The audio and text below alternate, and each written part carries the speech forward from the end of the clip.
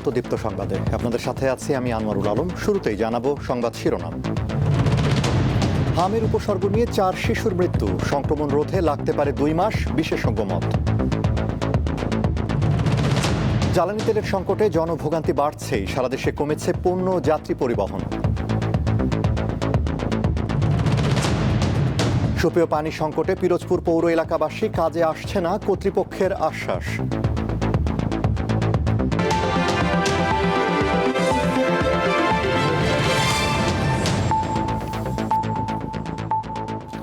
এবারে বিস্তারিত।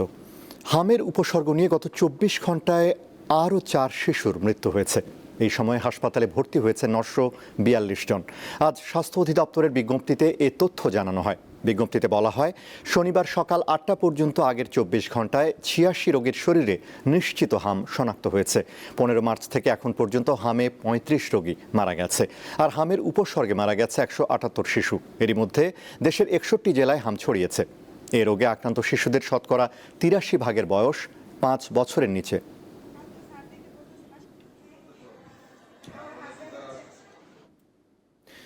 দেশে হামের সংক্রমণ ও মৃত্যুর বর্তমান অবস্থা খুবই নাজুক। একে মহামারী হিসেবে বিবেচনা করা যায় বলে জানিয়েছেন জনস্বাস্থ্যবিদরা। এই অবস্থা থেকে উত্তরণে অন্তত 2 মাস লাগবে বলে মনে করেন তারা। কারণ টিকা দেওয়ার পর শিশুর রোগ প্রতিরোধ ক্ষমতা তৈরি হতে 2 মাস সময় প্রয়োজন হয়। স্বাস্থ্য অধিদপ্তরের তথ্য মতে গত 15 মার্চ থেকে 17 এপ্রিল পর্যন্ত হামে আক্রান্ত হয়ে মৃত্যুর সংখ্যা 37, আর সন্দেহজনক হামে মারা গেছে 174 জন। এছাড়া প্রতিদিন শতাধিক রোগী হাম নিয়ে দেশের বিভিন্ন হাসপাতালে ভর্তি হচ্ছে। চিকিৎসকরা বলছেন, মূলত যারা অপুষ্টিতে ভুগছে হামে আক্রান্ত হওয়ার পর তারাই বেশি ঝুঁকিতে পড়ছে। এদের অনেকেরই ভিটামিন এর ঘাটতি রয়েছে। এর মধ্যে জরুরি টিকাদান কার্যক্রম চলছে। তারপরও এই অবস্থা আরও 2 মাস স্থায়ী হবে বলে মনে করছেন জনস্বাস্থ্যবিদরা। টিকা যদি একটা শিশুর দেহে প্রয়োগ করা হয়, তার প্রতিরোধ ক্ষমতা গড়ে উঠতে প্রায় 2-3 সপ্তাহ লাগে। এটা হলে এই শিশুর সময়টা লাগবে। আর যেখানে উপদ্রুত এলাকা, সেখানকার যদি 95% বাচ্চাকে টিকাটা দেওয়া হয়, তাহলে বাকি বাচ্চা অন্য আর কেউ ইনফেক্টেড হবে না। এটা করতে অন্তত পক্ষে 1 থেকে 1.5 মাস সময় লাগে। তবে মৃত্যু কমতে আমাদের আরও 1 মাস সময় নেবে। শনিবার রাজধানীর রিপোর্টার্স ইউনিটিতে হামে শিশু মৃত্যু জনস্বাস্থ্যের জরুরি পরিস্থিতিতে করণীয় নিয়ে সংবাদ সম্মেলনের আয়োজন করে doctors platform for people's health, DPPH। এতে জনস্বাস্থ্যবিদরা জানান, রোগতত্ত্ব বিবেচনায় হামের বর্তমান অবস্থাকে মহামারী বলা যায়। এর জন্য অন্তর্বর্তীকালীন সরকারের টিকা কেনা নিয়ে গাফিলতি, আমলাতান্ত্রিক জটিলতা ও জনস্বাস্থ্যের প্রতি প্রাতিষ্ঠানিক অবহেলাকে দায়ী করেন তারা। যদি 5%-এর বেশি হয়, ধরুন একটা জায়গায় 5% সবসময় থাকে, ওটা যদি 10% হয়ে যায়, 10% সবসময় চলো 15% হয়ে যায় হঠাৎ করে একটা খুব অল্প সময়ের মধ্যে, তখন সেটাকে আমরা মহামারী এপিডেমিক বলি। কিন্তু এটা একটা অন্য বিষয় আছে। এটা হলো যে যদি ওটা মৃত্যু না ঘটায়, এটা নিয়ে আমাদের তো দুশ্চিন্তা করার কিছু নয়। আরেকটা কথা আছে, হেলথ সার্ভিস যদি এটা কোপ করতে না পারে, আমাদের ক্যাপাসিটির থেকে যদি এটা উপচে পড়ে রোগী, আমাদেরকে জরুরি পরিস্থিতি ব্যবস্থা নিতে হয়। এটা অবশ্যই পাবলিক হেলথ এমার্জেন্সি এবং এক্ষেত্রে মহামারী বলতে পারে। বিশেষজ্ঞরা বলেন, সমস্যার সমাধানে টিকার আওতার বাইরে থাকা শিশুদের শনাক্ত করা এবং প্রান্তিক পর্যায়ে চিকিৎসা ত্বরান্বিত করা জরুরি। লাবণী গুহ, দীপ্ত সংবাদ, ঢাকা। বিগত 2টি সরকার দেশের শিশুদের যথাসময়ে হামের টিকা না দিয়ে ক্ষমাহীন অপরাধ করেছে বলে মন্তব্য করেছেন প্রধানমন্ত্রী তারেক রহমান। সকালে রাজধানীর ওসমানী স্মৃতি মিলনায়তনে উপজেলা স্বাস্থ্য পরিবার পরিকল্পনা কর্মকর্তাদের সম্মেলনে প্রধান অতিথির বক্তব্যে তিনি একথা বলেন। মাঠ পর্যায়ে স্বাস্থ্যসেবাকে জনগণের দোরগোড়ায় পৌঁছে দিতে উপজেলা স্বাস্থ্য কর্মকর্তাদের কার্যক্রমকে আরও যুগোপযোগী করা এবং সরকারের নতুন নির্দেশনাগুলো তৃণমূল পর্যায়ে পৌঁছে দেওয়ার লক্ষ্যে এই সম্মেলনের আয়োজন করা হয়। হামে মারা যাওয়া শিশুদের পরিবারের প্রতি সমবেদনা জানিয়ে প্রধানমন্ত্রী বলেন, বিগত 2টি সরকার যথাসময়ে হামের টিকা না দিয়ে ক্ষমাহীন অপরাধ করেছে। বর্তমান সরকারের চেষ্টায় হামের ভয়াবহ পরিস্থিতি অনেকটা রোধ করা গেছে। সামনের দিকে আরও উন্নতি হবে।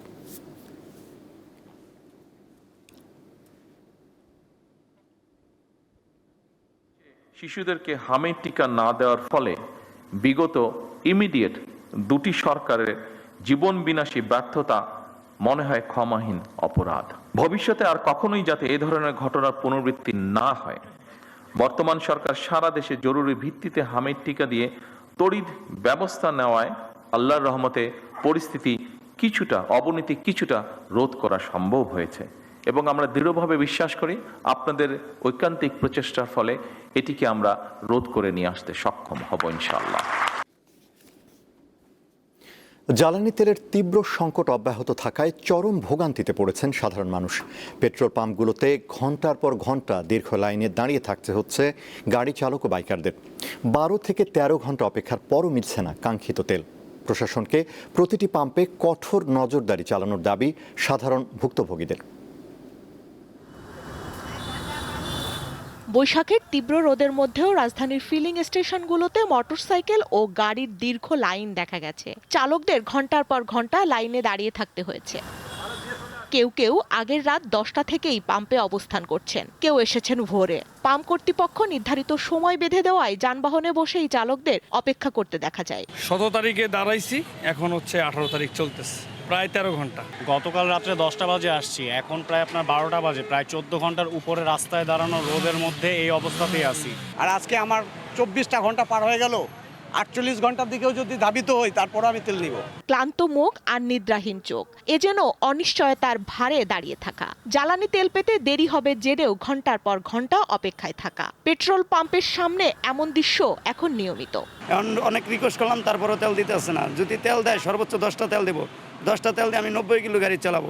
এই দুর্ভোগটা আমরা যাই সমাধান, খুবই আমরা সাধারণ জনগণের একটু দুর্ভিক্ষ আছে মোটামুটি। এত বড় কোনো ম্যারাথন ট্রেনিং আমি যাইনি, কিন্তু আমার কাছে মনে হলো আজকের এই তেল নেওয়ার যে অভিজ্ঞতাটা, এটা একটা ম্যারাথন। ফুয়েল পাস বা কিউআর কোড ভিত্তিক ডিজিটাল পদ্ধতি চালু থাকলেও পাম্পে গিয়ে দীর্ঘ লাইনে দাঁড়াতে হচ্ছে, কারণ পাম্পগুলোতে পর্যাপ্ত তেল নেই। পাম্প মালিকদের সরবরাহ শৃঙ্খলের অব্যবস্থাপনায় এই পরিস্থিতি। সরবরাহ স্বাভাবিক রাখতে পাম্পগুলোতে মনিটরিং জোরালো করার দাবি সাধারণ মানুষের। সরজমিনে এসে সরকারের দেখা উচিত যে পাম্পগুলোতে কি অবস্থা, কি পরিমাণ তেল আসছে, কি পরিমাণ তেল দিচ্ছে। অর্ধ করে দেয় না, অর্ধ না, এটা পুরো দিন চালু করে রাখা উচিত। একজন করে যদি প্রতিনিধি রাখতো সরকারে, যে এখানে দেখাশোনা বা কিভাবে তারা সার্ভিস দিচ্ছে। পাম্প কর্তৃপক্ষ বলছে ডিপো থেকে তেল সরবরাহ অনিয়মিত হয়ে পড়েছে। সময় মতো ও পর্যাপ্ত জ্বালানি না আসায় গ্রাহকদের কোনো নিশ্চয়তা দেওয়া হচ্ছে না। এত পরিমাণ গাড়ি বাড়ছে এবং আগে যেমন আমাকে 9000 লিটার তেল দিত, অকটেন দিত, এখন আমাকে 13,500 লিটার দিচ্ছে, 4,500 বাড়ছে। যদি কাস্টমাররা যদি একটু সিস্টেম মানতো, এই হাওয়া ধরাটা, যে হাওয়া ধরে যে গাড়িগুলো তেল নিচ্ছে, এটা কিন্তু ওই গাড়িতেও ক্ষতি হচ্ছে। সার্বিক পরিস্থিতিতে পাম্পে তেল সরবরাহ ব্যবস্থা স্বচ্ছ রাখা ও কঠোর নজরদারির মাধ্যমে স্থিতিশীলতা ফিরিয়ে আনার পাশাপাশি সবাইকে সচেতন হওয়ার পরামর্শ সংশ্লিষ্টদের। স্বস্তিকা সিংহ, দীপ্ত সংবাদ, ঢাকা। জ্বালানি তেল সংকটের তীব্র প্রভাব পড়েছে পরিবহন ও কৃষি খাতে। দেশের বিভিন্ন এলাকায় কমেছে গণপরিবহন চলাচল, ফলে জনদুর্ভোগ বেড়েছে।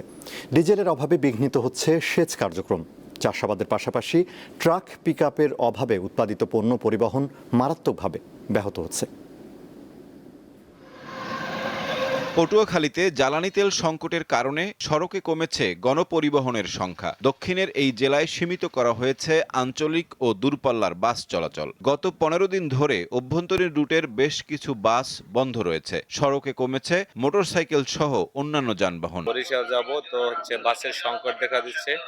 এখানে জ্বালানির প্রবলেমের কারণে হয়তোবা আমরা বাস ঠিকমতো পাচ্ছি না। বাস আগের চেয়ে কম থাকার কারণে আমাদের স্টেশনে এসে বসে থাকতে হয় এবং দুর্ভোগ পোহাইতে হয়। আমাদের তেলের সংকটে বাসের সংখ্যা অনেক কম, যার কারণে ভাড়া বাড়তি নেই, তারপরে মনে করেন যাত্রী আমরা দিতে পারতে আসি। বরগুনায় তেল সরবরাহ সংকটে ভোগান্তিতে পড়েছেন ভাড়ায় চালিত মোটরসাইকেল চালক সহ যাত্রীরা। তেলের অভাবে যানবাহন চলাচল কমে যাওয়ায় ভরা মৌসুমে তরমুজ বিক্রি করতে পারছেন না কৃষক। তেলের অভাবের মধ্যে দেখা যাচ্ছে যে আমরা পণ্য পরিবহন করতে পারতেছি না, যে আমার সংসার মনে করেন চলাই দেয়। কাঁচামাল যখন লোড করে যাব, আমাদের জন্য সংকট করে যাচ্ছে, লস হয়ে যায়, বাড়ি অনেক লস হয়ে যায়। তাহলে তরমুজ নষ্ট হয়ে যায়। নওগাঁয় মোটরসাইকেল সহ পেট্রোল, অকটেন ও ডিজেল চালিত অনেক যানবাহন চলাচল বন্ধ হয়ে গেছে। সেচ পাম্প, জেনারেটর চালানো ও অন্যান্য জরুরি কাজের জন্য চাহিদা মাফিক ডিজেল পাচ্ছেন না গ্রাহকরা। আমার ধান পুরে শেষ, পানি বাগুরে তাল পাচ্ছে না, মেশিন চলছে না, পানি দেওয়া পাচ্ছে না, জমি কিভাবে আবাদ করব। ডিজেল পাওয়া যাচ্ছে না, আমরা ধান লাগাচ্ছি, ধানের সমস্যা, এখন পানি না দিলে ধানের কি অবস্থা হবে। গাইবান্ধায় মোটরসাইকেল শোরুমগুলোতে বেচা কেনায় বড় ধরনের ধস নেমেছে। চলতি মৌসুমে ক্রেতাশূন্য হয়ে পড়েছে শোরুমগুলো। বিক্রি কমেছে 50 থেকে 70% পর্যন্ত। আমরা কোনো মোটরসাইকেল বিক্রি করতে পারতেছি না। যারা কাস্টমার তাদের হাতে টাকা আছে কিন্তু তারা কিনতেছে না। এই একমাত্র জ্বালানি তেলের সংকটে তারা কিনতেছে না। এই ঈদের পরে আমাদের কোনো সেলই নাই। রাজবাড়ীতে ভোররাত থেকেই ডিজেল ও পেট্রোলের জন্য শত শত মোটরসাইকেল আর ট্রাকের দীর্ঘ সারি দেখা যায়। জেলার 5 উপজেলায় একই চিত্র। তবে রাজবাড়ীতে কাঁচামালবাহী ট্রাক ও জরুরি সেবার যানবাহনগুলোকে অগ্রাধিকার দেওয়া হচ্ছে। সাইফুর রহমান শিশির, দীপ্ত, বার্তাকক্ষ। আগামী বাজেটে ওয়েলথ ট্যাক্স ও উত্তরাধিকার সূত্রে পাওয়া সম্পত্তির উপর কর আরোপের পরিকল্পনা করছে এনবিআর। একই সঙ্গে 4 ধাপে সারা বছর আয়কর জমা নেওয়ার পরিকল্পনা করা হচ্ছে। এদিকে কর আদায় জোরদার, দুর্নীতি বন্ধ, প্রযুক্তির সর্বোত্তম ব্যবহার এবং কর প্রশাসনে দক্ষ জনবল নিয়োগের তাগিদ দিয়েছে সিপিডি। বর্তমান সরকার 2026-27 অর্থবছরের বাজেট উপস্থাপনের সম্ভাব্য তারিখ নির্ধারণ করেছে আগামী 11 জুন। রাজস্ব বাড়াতে আসন্ন বাজেটে সম্পদশালী ব্যক্তিদের কাছ থেকে ইনকাম ট্যাক্সের বাইরে আরও কিছু সম্পদ কর আদায় করতে চায় জাতীয় রাজস্ব বোর্ড এনবিআর। এর জন্য ওয়েলথ ট্যাক্স অ্যাক্টকে নিয়ে আসার কথা বলছেন তারা। এছাড়াও ইনহেরিটেন্স ট্যাক্স চালু করার কথা জানিয়েছেন এনবিআর চেয়ারম্যান। এবার আমরা চিন্তা করছি এবং আমাদের টিম কাজ করছে যে আমরা আবার ওয়েলথ ট্যাক্স অ্যাক্টটাকে আমরা নিয়ে আসতে পারি কিনা।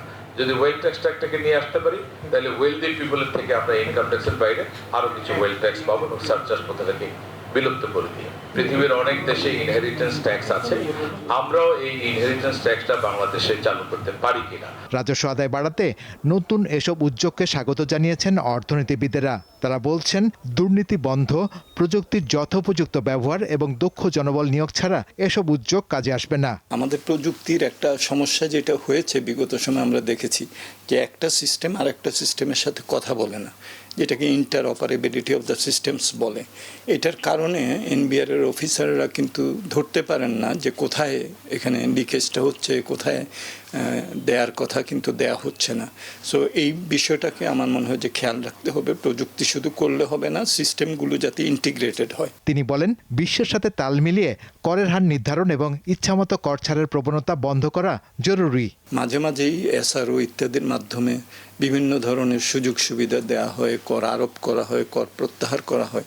এই কালচার থেকেও আমাদের বেরিয়ে আসতে হবে। বিনিয়োগকারীরা, ব্যবসায়ীরা, উদ্যোক্তারা একটা প্রেডিক্টেবিলিটি চান, সেই দিকটাতেও আমাদের নজর দিতে হবে। কর ছাড়ের প্রথা বাদ দিয়ে ব্যবসায়ীদের সুরক্ষা দিতে খরচ কমানো ও ব্যবসার উন্নয়নে পরিবেশ তৈরির তাগিদ দিচ্ছেন অর্থনীতিবিদরা।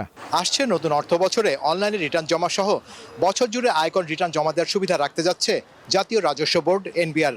বিশ্লেষকরা বলছেন, এইসব নানামুখী উদ্যোগে একদিকে যেমন করদাতাদের হয়রানি কমবে, অন্যদিকে রাজস্ব আহরণের লক্ষ্যমাত্রায় সরকার অনেকটাই এগিয়ে যাবে। শাহরিয়ার ইমন, দীপ্ত সংবাদ, ঢাকা। এবারে কেওয়াই স্টিল চট্টগ্রাম সংবাদ।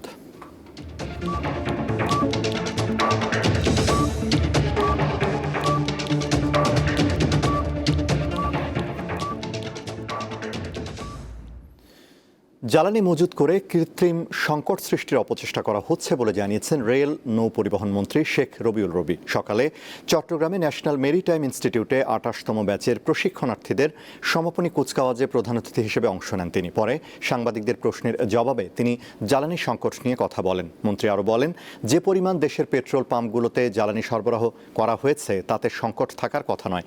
সরকার জ্বালানি সংকট মোকাবেলায় প্রয়োজনীয় সব পদক্ষেপ নিয়েছে বলেও জানান তিনি।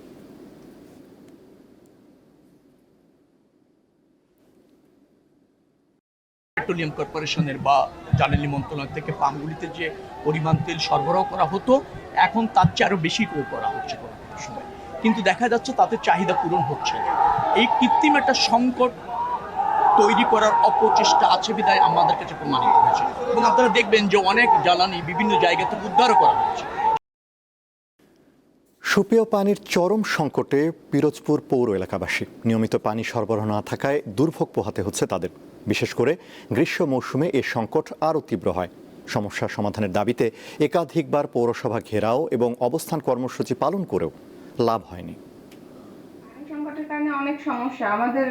স্কুল শিক্ষিকা ফারহানা বেগম, সময় মতো ঘরের কাজ করতে বেগ পেতে হয় তাকে। ওয়াশরুমে যাব, সেই ওয়াশরুমে পানি পর্যন্ত নেই। এখন এই অবস্থা যদি চলতে থাকে আমরা কোথায় যাব? আমরা গ্রামে তো পুকুর থাকে, খাল থাকে, দু চারটা ব্যবস্থাপনা থাকে, কিন্তু আমাদের সেই ব্যবস্থাপনা বলতে কিছুই নেই। চারপাশে নদী ও খাল থাকলেও সুপেয় পানির তীব্র সংকটে ভুগছে দক্ষিণের জেলা পিরোজপুরের প্রায় 2 লাখ পৌরবাসী। গরমের শুরুতেই এই সংকট ভয়াবহ আকার ধারণ করেছে। অতিষ্ঠ হয়ে অনেক ভাড়াটিয়া এলাকা ছেড়ে চলে যাচ্ছেন। রেডি হতে যায়, তখন দেখা যায় ওয়াশরুমে পানি থাকে না, ব্রাশ করতে পারি না। 752 টাকা আমরা বিল দিই, আমাদের কোনো পানি দেয় না। খাল বারে পানি থাকে না, নদীতে পানি থাকে না, এই সমস্ত তো কাটা লাগে। না কাটলে কি পানি পাওয়া যাবে? বিলে কোনো মাপ নাই, কিন্তু পানিটা আমরা সঠিকভাবে পাইতেছি না, পানিটা আমরা সঠিকভাবে চাই। সমস্যা সমাধানে পৌরসভা ঘেরাও কর্মসূচি পালন করেও ফল পায়নি স্থানীয়রা। সবাই অনগ্রেডেড পৌরসভা হওয়া সত্ত্বেও পিরোজপুর জেলা কিন্তু দুর্নীতির জন্য আলোচনায় ছিল। যারা বিভিন্ন চেয়ারে অধিষ্ঠিত আছেন তাদেরকে দৃষ্টি আকর্ষণ করে বলছি, তারা আপনারা উদ্যোগ নেন। এটা কারো ব্যক্তিগত সমস্যা না, এটা সবার সমস্যা। কি কারণে পৌরবাসীর প্রয়োজনীয় পানি সরবরাহ করা যাচ্ছে না তার কারণ জানান এই কর্মকর্তা। শুষ্ক মৌসুমে সবসময় নদীতে পানি কম থাকে। এই নদীতে পানি কম থাকার কারণে আমরা পুকুরেও পানি, আমাদের রিজার্ভারের পানিটা কম পাই, উৎপাদন ক্ষমতা আরও কমে যায়, যেটা আছে এর থেকেও কমে যায়। আর যেহেতু অনেক পুরাতন, আমাদের মোটর বিভিন্ন যন্ত্রাংশ পুরাতন হতে উৎপাদন ক্ষমতা আগের থেকে আরও কমে গেছে। তা আমরা অচিরেই আরেকটা নতুন ট্রিটমেন্ট প্ল্যান পাবো আশা রাখি ফ্রান্স সরকারের সহায়তায়। তিনি জানান পিরোজপুরের পৌরসভা এলাকায় প্রতি ঘন্টায় 9 লাখ লিটার পানির চাহিদা থাকলেও উৎপাদন হচ্ছে মাত্র 3 লাখ লিটার পানি। সাদিয়া চৌধুরী, দীপ্ত, বার্তাকক্ষ। খননের মাধ্যমে অবৈধভাবে দখল হওয়া খাল উদ্ধার করা হবে বলে জানিয়েছেন পানি সম্পদ মন্ত্রী শহীদ উদ্দিন চৌধুরিয়ানী। দুপুরে লক্ষ্মীপুর সদর উপজেলার উত্তর জয়পুর ইউনিয়নে খাল খনন কর্মসূচির উদ্বোধন শেষে সভায় তিনি এসব কথা বলেন। খাল খনন না থাকায় ভূগর্ভস্থ পানি দিন দিন নিচে নেমে যাচ্ছে উল্লেখ করে মন্ত্রী আরও বলেন, বর্তমান সরকার খাল খনন কর্মসূচি অগ্রাধিকার ভিত্তিতে হাতে নিয়েছে। এর সুফল দেশের মানুষ ভোগ করবে। আন্তর্জাতিক হরমুজ প্রণালীতে প্রবেশ করে আবারও বাধার মুখে পড়েছে বাংলাদেশ শিপিং কর্পোরেশনের জাহাজ বাংলার জয়যাত্রা। ইরানের নৌবাহিনী হরমুজ প্রণালী থেকে জাহাজটিকে ফেরত পাঠিয়েছে। বাংলার জয়যাত্রার ক্যাপ্টেন শুক্রবার রাতে বাংলাদেশি গণমাধ্যমকে এ তথ্য জানান। তিনি বলেন, বাংলাদেশ সময় শুক্রবার রাত 12:30টার দিকে জাহাজটি হরমুজ অতিক্রম করতে চাইলেও ইরানের নৌবাহিনী বাধা দেয় এবং ফেরত যাওয়ার নির্দেশ দেয়। জাহাজটি বেশ কিছুক্ষণ প্রণালীতে অবস্থান করে অনুমতির অপেক্ষায় থাকলেও শেষ পর্যন্ত ছাড়পত্র না মেলায় পুনরায় আরব আমিরাতের মিনাসাকার বন্দরে ফেরার জন্য রওনা দেয়। 31 জন নাবিক নিয়ে চলা জাহাজটি মধ্যপ্রাচ্যের উত্তেজনার কারণে প্রায় 40 দিন ধরে ওই অঞ্চলে অবস্থান করছে। এর আগে যুক্তরাষ্ট্র ঘোষিত যুদ্ধবিরতির মধ্যে এটি 10 এপ্রিল হরমুজ প্রণালীতে পৌঁছলেও অতিক্রমের অনুমতি মেলেনি। ইরানের বন্দরগুলোতে যুক্তরাষ্ট্রের নৌ অবরোধ অব্যাহত থাকায় হরমুজ প্রণালী আবারও বন্ধের ঘোষণা দিয়েছে ইরান। ইরানের সামরিক বাহিনীর অপারেশনাল কমান্ড খাতাম আল আম্বিয়া এক বিবৃতিতে মার্কিন এ অবরোধকে জলদস্যুতা হিসেবে আখ্যায়িত করে জানান, হরমুজ প্রণালীর নিয়ন্ত্রণ আগের অবস্থায় ফিরে গেছে। এতে করে বিশ্ববাজারে জ্বালানি সরবরাহ নিয়ে নতুন করে জটিলতা তৈরির আশঙ্কা দেখা দিয়েছে। এদিকে যুক্তরাষ্ট্র ও ইরানের মধ্যে দ্বিতীয় দফার শান্তি আলোচনা আগামী সোমবার পাকিস্তানে হতে পারে। এ আলোচনা সামনে রেখে রোববার ইসলামাবাদে এসে পৌঁছতে পারেন আলোচনার অংশগ্রহণকারীরা। ইরানের একটি সূত্রের বরাতে এ তথ্য জানিয়েছে সিএনএন। যদিও যুক্তরাষ্ট্র বলছে এখনও আলোচনার সময় চূড়ান্ত হয়নি। অন্যদিকে ইরান তাদের ইউরেনিয়ামের মজুদ হস্তান্তরে সম্মত হয়েছে বলে ট্রাম্পের দাবি সরাসরি নাকচ করেছে তেহরান। খেলার খবর, স্প্যানিশ কোপা দেল রের ফাইনালে রাতে রিয়াল সোসিয়েদাদের মুখোমুখি হবে অ্যাটলেটিকো মাদ্রিদ। খেলা শুরু হবে বাংলাদেশ সময় রাত 1টায়। দিয়েগো সিমিওনের শিষ্যদের সামনে সুযোগ 1 দশকের খরা কাটিয়ে টুর্নামেন্টের শিরোপা ঘরে তোলার। অন্যদিকে 2020-21 মৌসুমে চ্যাম্পিয়ন রিয়াল সোসিয়েদাদ আরও একবার বাজিমাত করতে মরিয়া। মাঠের লড়াইয়ে এতোয়ান গ্রিজম্যানের ক্ষিপ্রতা আর সোসিয়েদাদের মিকেল ওয়ার জাবালদের সৃজনশীল ফুটবল ভক্তদের জন্য এক রোমাঞ্চকর লড়াইয়ের ইঙ্গিত দিচ্ছে।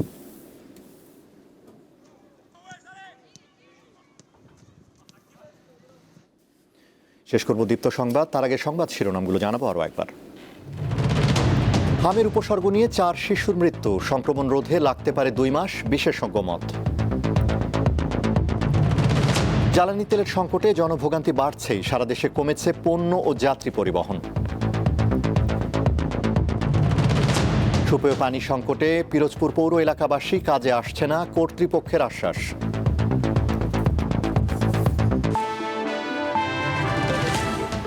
এ ছিল এখনকার মতো। আমাদের পরবর্তী দীপ্ত সংবাদ সন্ধ্যা 6টা 40 মিনিটে দেখার আমন্ত্রণ। এছাড়া আরও তথ্য ও বিনোদনের খবর পেতে যুক্ত থাকুন দীপ্তর ডিজিটাল প্ল্যাটফর্মগুলোতে। ধন্যবাদ।